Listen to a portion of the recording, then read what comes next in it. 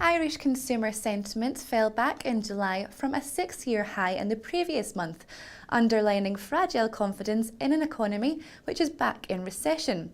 With me on the phone to discuss the outlook for the Irish economy is John Whelan.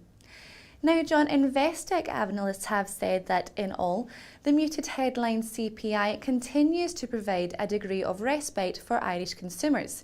However, in terms of outlook, they would caution that any further increases in indirect taxation in October's budget could translate into upward pressure on prices in the short term.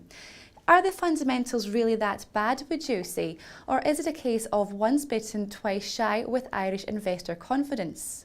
Well, as we hit the halfway point and going into the second half of the year, at government level, the revenue income was ahead of scheduled, with corporation tax in particular being significantly ahead of expectations.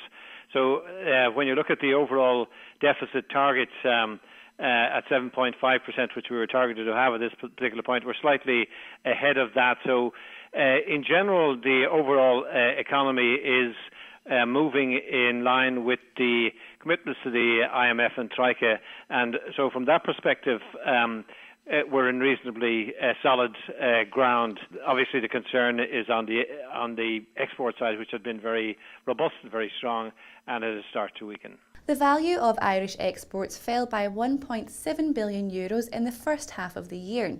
Which particular sectors are causing problems for the Irish economy, would you say? Well, the main issues that we're facing at the halfway stage through the current year is that the continued recession within the Eurozone and the other EU member states is having finally having an impact on our exports. So that's the big concern, that's the big issue, and that's the big reason why we're not seeing, shall we say, the continued growth we had anticipated this year. To put it into context, 57% of all our merchandise exports go to the EU, and 64% of all the services that we export go to the EU. So when you're looking at the Eurozone, for instance, for 6 quarters in a row, they have contracted. And when you're facing that kind of a contraction in your main markets, obviously, no matter how good our exporters are, it's just finally catches up with you, and not possible to keep growing at the levels that we had expected and which we believe we will get back to, but certainly not in 2013.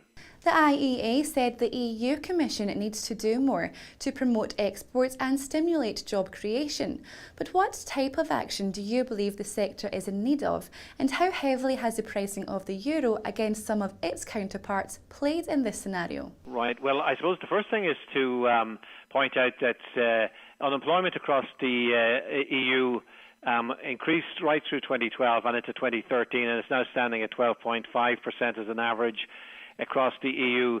I think it's worth putting it into context in the Irish unemployment, which had been 14.5% for the last 2 years, and we have now in the first 6 months of this year taking it below the 14%. So we're moving in the right direction, and Europe is moving in the wrong direction. I suppose the bottom line would be, when the euro was launched, it was launched at $1.1 to the euro and at 0.787 sterling to the euro.